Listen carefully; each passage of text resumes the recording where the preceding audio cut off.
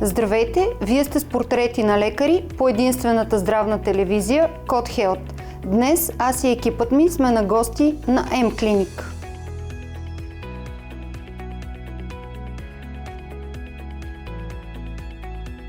Здравейте, доктор Дончева! Здравейте. Разкажете ни нещо за себе си и как се насочихте към специалността АГ. Моят път към медицината започна от 1989 година, като първата година учих в първи Московски институт, медицински Московски институт, но поради семейни и лични причини се наложи да се прибера в България и продължих да следвам медицина в Медицинска академия град София, след като приравних няколко изпита. И вече в последните години на обучението си по медицина някакси много ми хареса специалността ортопедия, която е много различна от АГ-то, както знаете, но там имах възможността и оставах да асистирам на ортопедични операции, беше ми безкрайно интересно. Там направих и първия си естетичен шеф и така усетих, че мога да работя в хирургична професия, в хирургична специалност. И след като поразмислих малко, и тъй като и майка ми е акушер-гинеколог, и взех решението накрая да специализирам АГ. Акушерство и гинекология. И така. В момента се намираме в М-клиник. Разкажете ни малко за клиниката и какви са възможностите. Медицински център, всъщност М-клиник е медицински център, който се създава преди 12 години. Преди, в началото се казваше Фемина М, но решихме да преименоваме клиниката, тъй като има така едно съвпадение на имената с един друг медицински център в София и решихме да сменим името.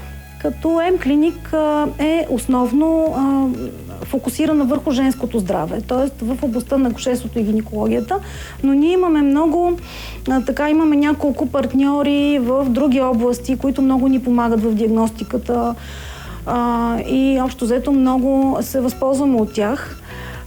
Те са в областите ендокринология, мамолог имаме и съдов хирург. В акушерството проследяваме бременността от началото до края, като имаме и договорни отношения с няколко болници в София, в които можем да водим и раждане и дали е оперативно, дали естествено, вече в зависимост от случая. В гинекологията пък диагностицираме, лекуваме, общо взето също всички практически заболявания гинекологични, като също така разполагаме и с операционна, която е оборудвана абсолютно съответно, както и тези в болничните заведения. Но смея да твърдя, че клиниката ни е доста компактна, уютна и според мен пациентите тук биха се чувствали много по-уютно и конфиденциално и много по-спокойно, без да трябва да минават през цялата болнична суматоха с целия пациентски поток, който е в болниците. Така че общо взето М-клиник работи за нашите пациенти в този дух, в акушерството и гинекологията.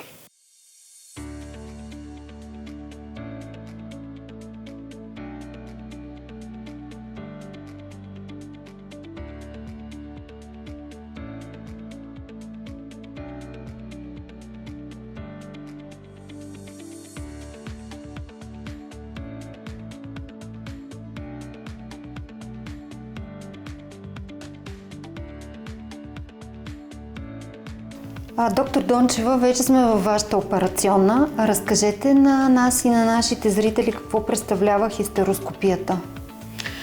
Хистероскопията е един безценен метод, който е мини-инвазивен, т.е. той минава, това е оглед на женските органи с помощта на едни тръбни инструменти, през които влиза една тънка тръбичка и оптика. Това е оптика, която всъщност е нашето око, с което ние влизаме през влагалището, през маточната шийка и навлизаме в матката. Всъщност ние можем да диагностицираме заболяването, можем и да го лекуваме съвсем успешно, което всъщност е смисъла и значението на този метод. Към тази оптика всъщност ние слагаме камерата и вече на монитор, на екран гледаме нашата операция. Интересното е, че можем да използваме различни дебелини на шафтове. Тези тръби, които използваме за операция, се наричат шафтове. И фактически ние през тези шафтове, когато има оперативен канал, през този канал ние можем да въведем инструмент, с който работим. Той може да бъде всякакъв вид, както и всички хирургични инструменти. Като те са много тънички инструменти, и затова е и мини-инвазивна хирургията, защото се работи на много малка площ и се работят много финни неща, много финни тъкани, но увеличението, с което ние гледаме, всъщност е десетократно увеличено и виждаме много ясно и много отблизо нещата и много точно можем прецизно да ги отстраним, ако се налага. Така, например, можем да отстраняваме полипи, миомни възли. Можем да отстраняваме прегради на матка, на влагалище, които всъщност могат да попречат жената да забременее по някаква причина. И това е единственият начин, по който да ги излекуваме, защото няма смисъл от голяма коремна операция, за да се премахне, например, една преграда на матката. Много по-щадящо е да я премахнем през влагалището, което си е естествения всъщност отвор на жената. Също така, интересното е, че ние можем да работиме така наречената офис хистероскопия, което означава, че работим и оперираме без да се налагат да слагаме упойка на жената. Тоест, това е щеше да е следващия ми въпрос. Това щеше да е следващия ми въпрос, защото вие казвахте, че е мини-инвазивна процедура, но все пак наистина ли няма нужда от никаква упойка? Да. Всъщност, така наречената офис процедура не се налага да даваме упойка на жената, тъй като там липсват вече моментите, в които имаме източник на болка. Те са когато шийката се налага да се разширява, когато шафта е по-дебел, и също така налягането в матката, когато се увеличи, тъй като ние ползваме стерилен физиологичен разтвор, за да оглеждаме тъканите. Те ни помагат да се разтварят стените на матката и по този начин имаме по-добра видимост вътре. И всъщност това изпълване на маточната кухина с физиологичен разтвор, когато е в по-голямо количество и когато налягането е по-високо, предизвиква контракции на матката, т.е. спазми, които са болезнени за жената. Когато инструментите са ни много тънки, а те са под 4 мм, това не налага разширяване на шийката на матката. Налягането в матката, което ползваме, е достатъчно ниско, за да не предизвиква тези контракции, да не предизвиква рецепторите за болка на матката. Имаме специална помпа, която върти водата и определя това налягане и можем да го променяме, да го регулираме. И по този начин всъщност ние не предизвикваме болка за жената. Разбира се, ние пускаме музика, разсейваме я с приказки, говорим си, даваме тук едни боцкащи топки, които тя да си играе с тях и правим всичко възможно и да я разсеяме, за да не усеща болка. Хубавото на метода и изобщо на самата манипулация е, че във всеки един момент, в който жената се почувства дискомфортно или нещо я заболи, ние можем да спрем манипулацията и да си назначим вече ден, дата и час за интервенция, която да бъде вече с упойка. Необходимо ли е някаква предварителна подготовка за пациентката преди хистероскопията? За офис хистероскопията не е необходима абсолютно никаква подготовка. Единствено, ако жената е много притеснена, защото обикновено жените не знаят какво ги очаква, напълно разбираемо е, и те предпочитат и ги е страх. Страха по принцип е враг в тази ситуация, защото прави прага ни на болка по-нисък и по-лесно ни заболява. Но ние обикновено препоръчвам в такива ситуации да вземат някакво обезболяващо половин-един час преди самата манипулация и по този начин копираме частично болката. Да. За хистероскопията, която се прави с упойка, оперативната хистероскопия или хистерорезекцията, вече там обикновено работим с по-дебел шафт и се налага и с по-голямо налягане, и вече се налага да сложиме упойка. Тогава жените не трябва да са яли, да са приемали нищо през устата 6 часа предварително поне, като ние предварително все пак правим изследвания на кръвта, правим консултация с анестезиолога, който ще им даде упойка, за да са по-спокойни. И това са общо взето подготовките. Няма нищо необичайно.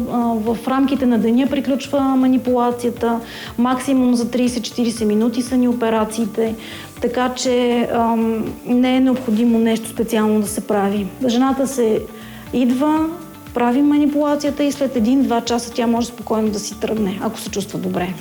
А тази манипулация може ли да се прилага при жени с репродуктивни проблеми? Може и дори е много ценен метод точно в тази област, тъй като особено при жени, които, да кажем, са имали 2-3 неуспешни опити на инвитро или пък имплантациите не са се удавали успешно, тогава много често проблема се крие в маточната кухина. Не всички състояния, които могат да причинят репродуктивен проблем, могат да се установят с ултразвук или пък с рутинните ни гинекологични прегледи и изследвания. Затова хистероскопията е абсолютно златен стандарт в тази област.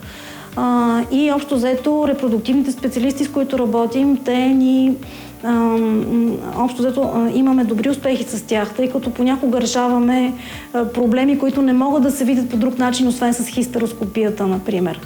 Такива, например, са хроничен ендометрит, септом на матка на влагалище, полипи, които са застанали, да кажем, така че да пречат на имплантацията или пък на преминаването на спермата през тръбите и така нататък. Безбройно много са случаите. Така че хистероскопията е изключително точен и надежден метод преди жената да тръгне да забременява. Ако има проблем, разбира се. В предварителния ни разговор с вас, вие ми споменахте, че при хистероскопията може да се използва и лазер. Разкажете ни за това.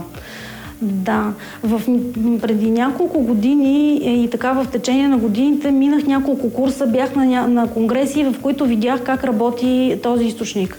Лазера е много изключително щадящ източник на енергия, който всъщност представлява светлинен лъч. В хистероскопията се използва диоден лазер. Този диоден лазер също може да се използва и при лапароскопски операции. И той е много ценен, защото той има изключително малко, травмира изключително малко тъканите. И съседните тъкани много малко се засягат. Тоест ние можем да оперираме само върху патологичната тъкан, която трябва да премахнем. Като лазера, освен че реже, той и без да е скалпел, нали, скалпел е студен източник, той и коагулира, т.е. спира кървенето. И по този начин реално доста безкръвни са манипулациите, които са с лазер. Разбира се, човек трябва да бъде обучен и да знае за какво става дума. Мога да покажа какво представлява влакното на диодния лазер. То е това нещо и по същия начин това е нашия инструмент, с който работим и той също минава през оперативния шафт, през тръбичката, излиза тук накрая и ние си включваме вече източника и работиме с него, оперираме като с инструмент, като мъничък, миниатюрен инструмент, то е 1 милиметър, може би. Толкова е дебел. И общо взето е много добър метод на работа и много щадящ. Сама по себе си тази манипулация с какво е уникална? Уникална е с това, че помага за лечение на редица случаи, в които специалистите обикновено предлагат голяма операция, да речем да се отстрани даден орган, което не винаги е необходимо. Например, имала съм много случаи при премахване на миомни възли, които се образуват в матката. В повечето случаи те много успешно се отстраняват изцяло с хистероскопия. Идвали са при мене жени, които им е казано, че трябва да се направи хистеректомия, което си е общо взето доста инвазивна, доста сериозна голяма операция, която, разбира се, скрие и своите рискове за жената. Хистероскопията има изключително много по-малко риск, отколкото голямата коремна операция. И жената общо взето от една изтощена, отслабнала и без енергия жена, заради това, че хемоглобина пада непрекъснато и трябва непрекъснато да бъде на добавки, тя идва вече след тази манипулация, когато се възстановява цикъла нормално, много по-освежена и пълна с енергия. Това е един от най-честите случаи, когато виждаме директно как помага хистероскопията. В други случаи, например, ето при репродуктивни проблеми, когато имаме полипи, миоми, септоми, отстранявайки ги, може дори да не се налага след това и репродуктивен специалист, за да провежда асистирана репродукция. И след като отстраним септома, полипа, миомата или каквото и да е, или срастване някакво, ако има, жената може да забременее спонтанно по нормалния си начин. А крие ли някакви рискове самата манипулация? За офис хистероскопията мога да кажа, че общо взето няма, рисковете са сведени към нула. Тоест там не виждам какви рискове може да крие, защото нашата работа е да влезем абсолютно под контрола над окото. Нямаме упойка, тя е всъщност основен риск при всички манипулации. И общо взето ние, гледайки какво правим, и особено когато специалиста, който работи, има опит и знае как се работи с инструментите, рисковете са сведени до нулата. Единствено, може би, инфекция или ако нещо имала жената, да може това нещо да е риск в последствие. Вече при хистероскопията, която е с упойка или хистерорезекцията, там също риск от инфекция, риск от електротравма може да има, когато се работи с ток. Също така от пробив на матката, от кървене може да има по-обилно, ако има някакъв проблем. И общо взето, разбира се, като всяка една процедура медицинска, няма такава процедура медицинска, когато да няма риск. Винаги има риск, но затова и се обучаваме дълги години, за да можем да сме максимално добри да станем в тази област. В медицински център М-клиник практикувате и гинекологични, естетични и пластични операции. Разкажете ни за, може би, последните иновации, най-вече за лабиопластиката.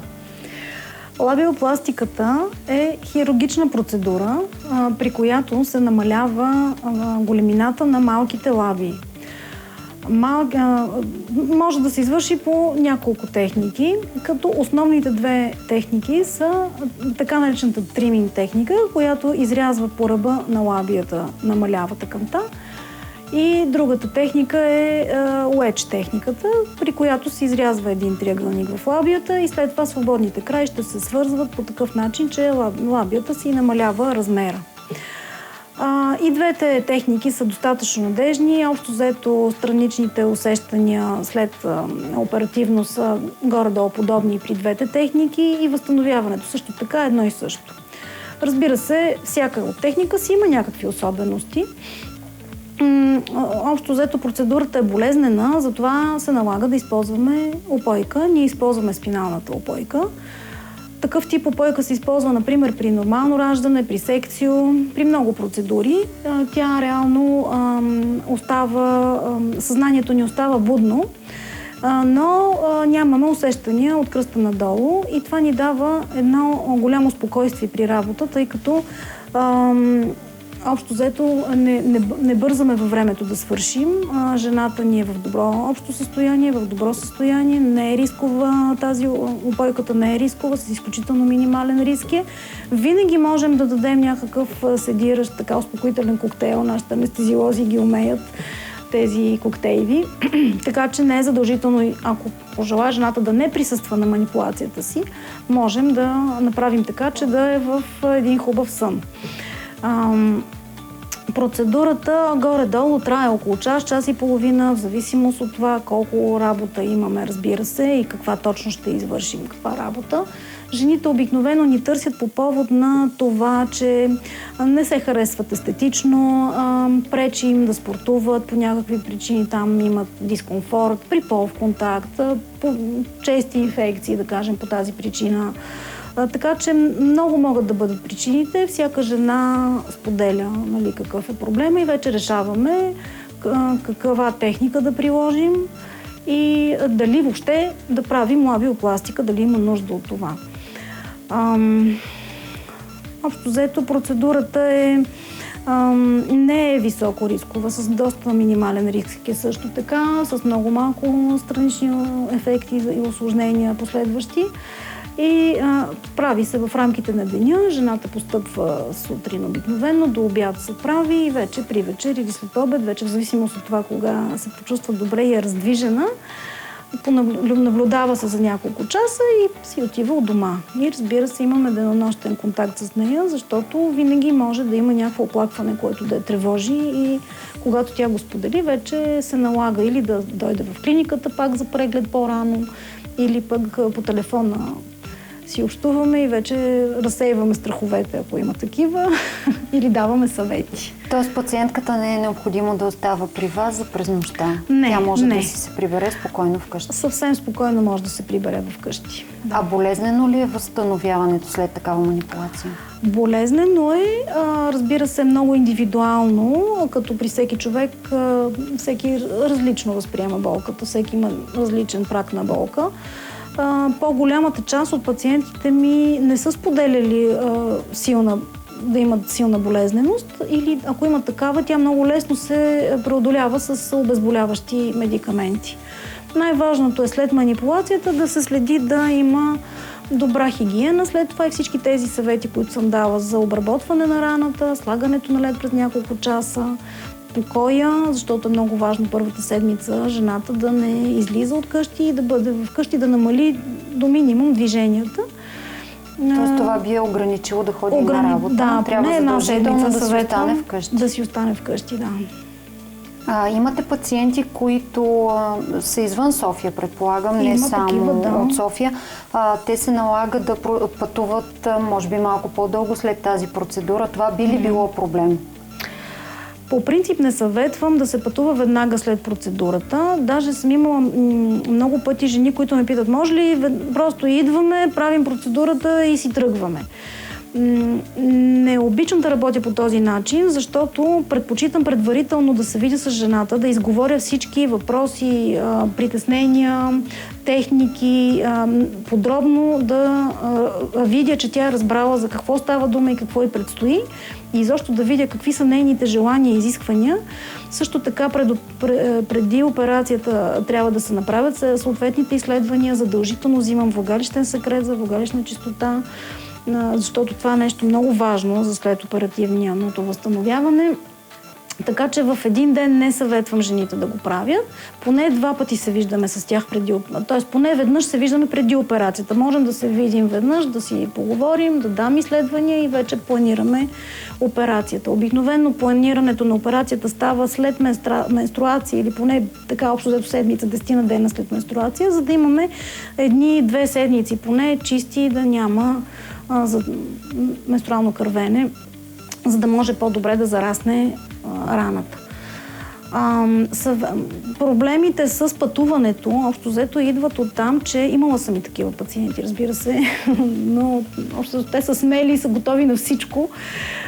Проблема идва от това, че има риск от инфекция, има риск от дискомфорт, който те ще получат по време на пътуването, от някаква травма на тъканите, все пак е съвсем прясно. Така че рискове си има. Не съветвам. Даже ги съветвам да останат за една нощ или при близки в София, или пък да си вземат хотел, за да мога поне преди пътуването пак да ги погледна, да поговорим, да си кажем, да си преповторим пак уроците за вкъщи. И съвета ми е да не пътуват веднага след манипулацията. А след манипулацията има ли вероятност да се появят някакви усложнения или странични ефекти? Като всяка една манипулация, която е свързана с хирургична интервенция, разбира се, че могат да се появят странични усложнения, такива, които могат да са в по-близък план и такива, които са в по-далечен план. Тези, които са свързани с кървене, с инфекция, те се появяват в първите 3 седмици обикновено.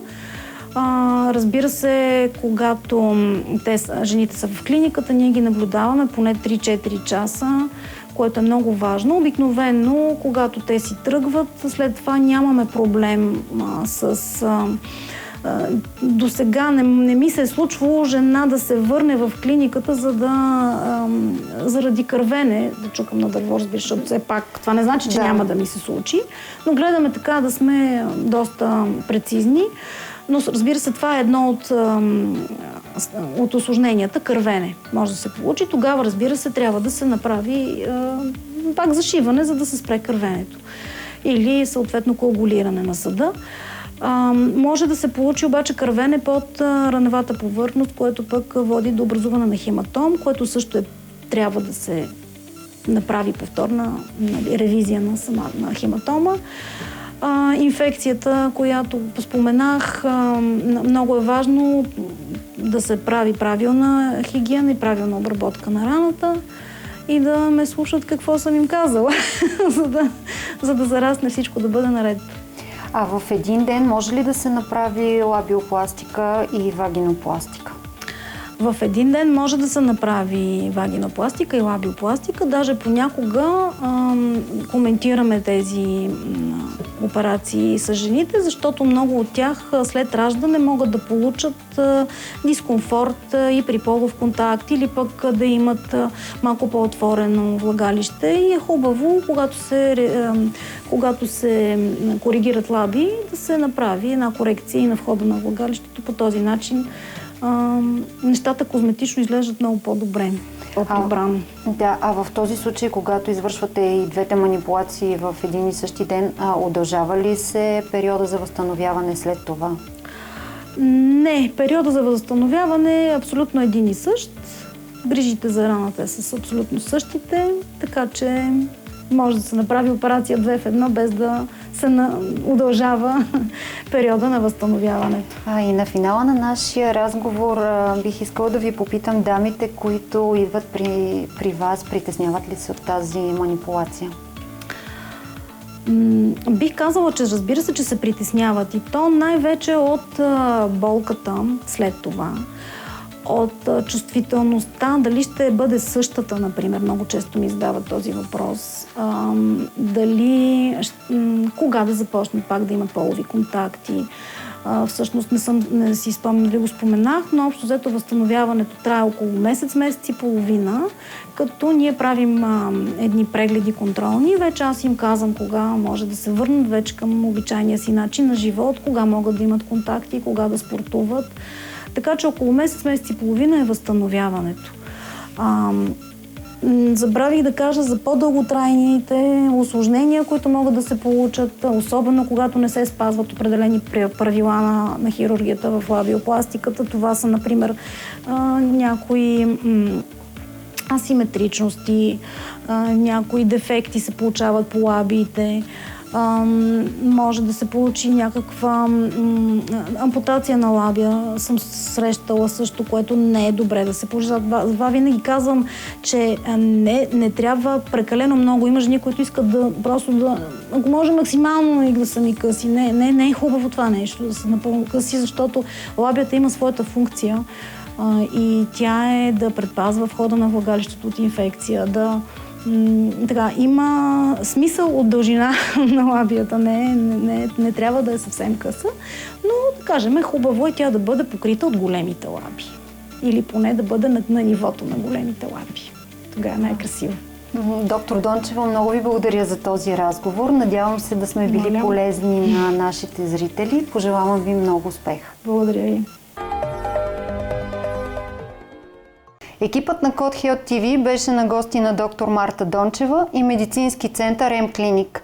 А вие останете с програмата на Code Health TV.